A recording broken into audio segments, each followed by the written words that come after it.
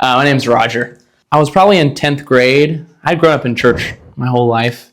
And I went to a youth camp, and I was playing instruments at this point and doing a lot of things. But, God really showed himself to me one night when I was playing electric guitar for a friend of mine at a camp. And he just showed himself to me.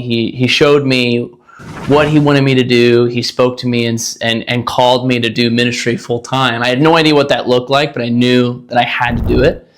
And, you hear stories about people talking about the moment where Jesus touched their heart, but when it happens to you, it's totally eye-opening. It's totally transforming. And so when it happened to me, I just knew in a moment. There's not really an equation to it. It's just this activation in my heart that said, yep, I have to do it, and I'm going to do whatever I can to make that happen. So yeah, I was about the 10th grade, and ever since then, I've just been saying yes to God. And my mom used to always tell me, and she still tells me this, as long as you're following after God and doing what he tells you to do, you're going to bump into everything that he wants you to have in your life. And that's been really true for me in my life. He can do exceedingly and abundantly more than they could ever ask, think, or imagine, as the Bible says. I think that he can do anything that they think that he can do above that. Anything I think that they think he does for others, he could do double that for them.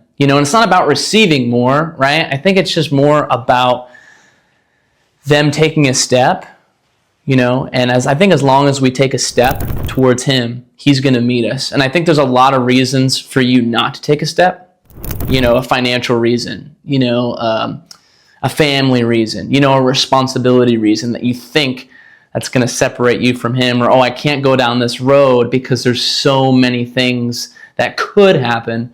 But as long as you go into his presence, the Bible talks about him being a good shepherd. He'll lead you to where you need to go. As long as you submit yourself to him, he'll show you the right next steps for your life. As he's done for me, as he's done for countless other people, probably the person sitting next to you at church or wherever. So I think that, as long as you might not always understand, but as long as you are committed to going to his word, to praying, to worshiping him and putting him first in your life, everything's going to be okay.